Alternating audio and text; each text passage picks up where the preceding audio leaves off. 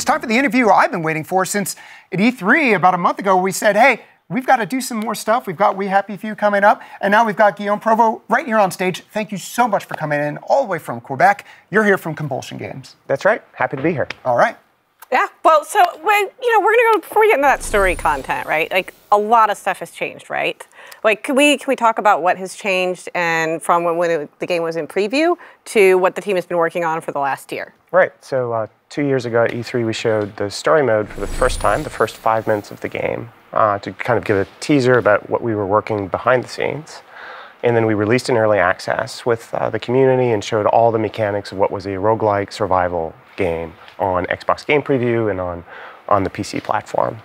And the team's been working in the background ever since then and kind of extending those first 5 minutes into the rest of a full-fledged campaign, and that's what we are bringing to the audience this August. And a lot of that is just based on feedback of what people were saying after seeing like the show-stopping announcement of that initial gameplay on the show during the briefing, and then getting to play some of that more roguelike stuff you had mentioned, right? Yeah, I think the realization of the richness of the world and the visuals and having a lot of questions about, hey, what's the story behind the world?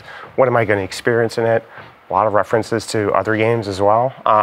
Really kind of brought it up to the team that, yeah, the audience, the fans were really interested in delving deeper into the world. So we've not only created a campaign where you have individual player characters, there's 3 individual player characters that you get to play in sequence that will give you different viewpoints of the world. They're also intertwined and have different visions about what's happening between them and what's happening to the world. We've also created a whole tapestry of telling stories through the world environments themselves. Cool. So you mentioned these other characters, and we're actually, in a minute, we're going to see some of gameplay from Sally's perspective for the very first time. But first, why don't we set the stage for this mission with Arthur? Where are we in the game? Who's Arthur? And what are we seeing here as we roll this footage? I think they want me to be so Arthur is Alex Wyndham, who plays Arthur, actually. He was one of the main actors in Rome, if you guys have seen that. Oh, yeah, okay. This is actually one of the side missions. So if you explore the world, what we've done is we've actually created different areas that you can discover and get to know a little bit more about the story. And so in tandem with you having to kind of conform in order for you to experience this sequence, you actually have to take these mushrooms, otherwise these people won't let you in. And then they're all really strangely worshiping this yam. So, as you do. So you can kind of see the sequence here. You actually have to blend into the group in order to get a reward from this side mission that you get inside of Arthur's playthrough. And Arthur is also, I'm assuming, we saw those mushrooms spinning around. He must be under the influence as well. Yeah, he's definitely high here, and I think that's part of the kind of a rollback to the original sequence we showed at E3 2 years ago. You see things in a certain way in our game when you take drugs, and the things that you see may not always be the way that they really are in reality. The combination of having to sometimes take drugs in order to conform and fit in a certain environment, and then seeing the world in the way that the people in the actual world see it, helps us kind of weave that tapestry of showing the world from multiple perspectives, which is something that we do throughout the characters themselves.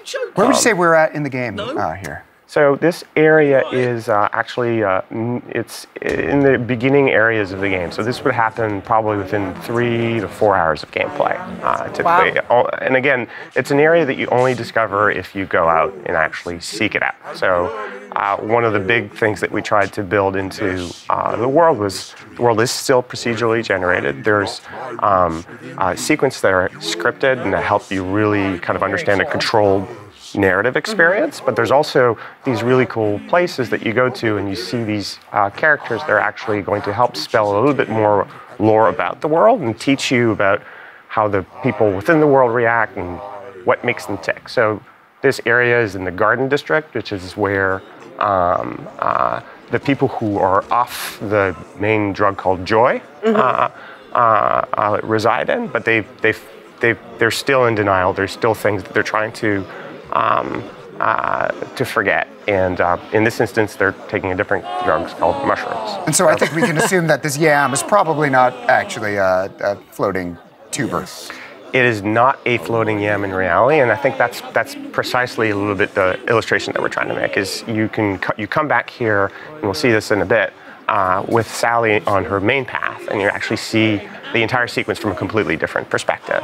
All right, and we're actually going to see that here in just a second. So, in Sally's point of view, the experience is obviously different, and how does that change for her versus Arthur's path? Well, in a number of ways. So one, Sally is a character that's not as strong as Arthur, so she tends to resolve problems in very different ways. She's also well known to the population of the city, so depending on the different areas that you are, your character will get recognized, and players will react completely differently to you because they either know you or they're familiar with her. Sally's a very famous character in the city, actually. She's got posters everywhere advertising about her. What is she famous for? Can you say? I can't spoil it. Let's not spoil the game here. I can't spoil it just yet. So in this sequence, Sally actually is trying to get something from this party person, and he asks Sally to help save someone who is in trouble in order for him to help her. And we're going to go through the same sequence, but this time Sally's not on the drugs. It looks very different, obviously. It looks very different. Not so colorful. And you can see that what they're actually really worshiping is somebody that's being crucified on the cross, and that's really again like a reflection of a lot of the elements that we've put into the game about people refusing to see reality for what it is, and sometimes doing crazy stuff without realizing that they're doing crazy stuff. So her gameplay is very different. You can see she's a bit more of a stealthy, sneaky person in the group, and she's going to use as a persona. Sally is very crafty at manipulating and making drugs. She's a pharmacist in the world, so she uses guile, conformity of like being able to blend in and more of a sneaky type of gameplay in order to actually solve the problems that she has. She's also not strong enough to actually strangle people, so she'll use sleep tight, which is the drug that puts people to sleep, to kind of get around that loop. So in this instance, this is Ed McMillan. He's a character that comes back in all three of our playthroughs. He doesn't have his legs don't work, so he can't walk. So in a lot of the instances, he's a bit of a comedic persona within the game for that reason. So this is not optional. You're going to see this scene from multiple different perspectives as you play through the game. This specific scene you see through in Sally's playthrough every time because it's part of her main playthrough. You only experience the scene from Ollie's point of view and from Arthur's point of view if you go out and seek it. Okay.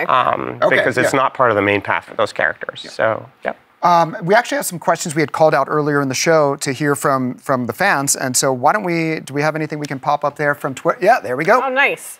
You want to take this? Okay, sure. Ghost in the Class. Xbox, what inspired the design of the people and the world in We Happy Few? Well, we had a lot of inspiration. I think the first idea really came on me chatting with the art director and narrative director and saying, hey, I want to make a dystopia. And then Whitney, our art director's first reaction is, I don't want it to be 1984. That's too cliche and it's gray. And like I want to put flowers everywhere. I want to put color everywhere. How can we make a dystopia where everything looks happy all the time? And that was really the basis that formed the first kind of mood and tone that we had. And then Alex, our narrative director, brought up Soma and the drugs in Brave New World as a way for that to happen. So a mix of literature and movies and television shows really formed the basis originally. So after discussing that combination of things, we settled on the 1960s in England because it was a period of time where the British would stop looking back towards the Second World War and forwards towards happy, fun stuff. And it was crazy fashion, colorful. There's also lots of drugs at the time. So we started looking at all the filmography from the time. So Clockwork Orange is an obvious reference for The Prisoner, which was a show that aired in the 60s as well. was one of the. There's a number of different references, and of course, we showed the game for the first time. Everyone said BioShock. We're also big fans of the franchise. That was certainly something that we looked at. Lots of inspiration there. Yeah. So I mean, I can't imagine anything more colorful and different than this. Would have tons of sources of inspiration for sure. Speaking of inspiration, I think we have some more community questions. So I'd love inspire us. All right, here we go. Legends Plays says, what was the hardest mechanic to come up with in We Happy Few? Good question. I would say definitely conformity. So the idea that in order to progress in certain areas of the world, you have to conform to how the society wants you to behave. And that was something that we brought up pretty early in development because we thought it was really in line with just the whole concept of feeling paranoid. Like if I feel like I'm not fitting into the group and suddenly I'm becoming suspicious and people are becoming hostile towards me, that creates a feeling of paranoia, it creates a sense of tension. Seems like a different take on stealth. Stealth, it's like you're completely hidden, they don't know you're there. There's almost like more pressure in, they know you're there, but you're trying to be someone that you're not. Yeah, it's hiding in plain sight. Yeah. So it was a concept we brought up really quickly at the beginning, and we thought it was a really good idea. What we found is creeping people out is easy, but communicating what people are doing wrong was actually quite difficult. So if you walked into a house and you were trespassing, well, there are certain houses where you could trespass because it's normal in our world, and other houses that you couldn't trespass. So just communicating to the players what they're doing wrong required us to actually go back in and actually record a whole bunch of VO lines to just give hints to the player, well, you're not dressed properly, or you're not on drugs, or you're in the wrong place. And so I think we were successful in the end in being able to communicate all those things, but that was definitely one of the most challenging. Learning lesson. I think we have time for one more community question. Yeah, sure. We can kick to that right now. All right. You could take jazzynoop.xbox. All right. Awesome. This question is for Compulsión Games. What was it like to totally shift gears to a story base and not just survival game? Do the procedural generation parts work in story mode? So there's two questions to that. So shifting gears, we never really shifted gears. The team has been working on the story campaign for almost 4 years now. Wow. It's just what was clear to us is that people wanted a whole lot more story than we were ready to deliver for them when we started out. It was quite challenging, I think, in all projects when you shift gears to suddenly make a game that's much bigger than you originally anticipated it was going to be. That requires a lot of replanning. But at the end of the day, we were just as excited to actually bring that to the game as the fans were. Now, to the procedural aspect of the world specifically, it is still part of the game.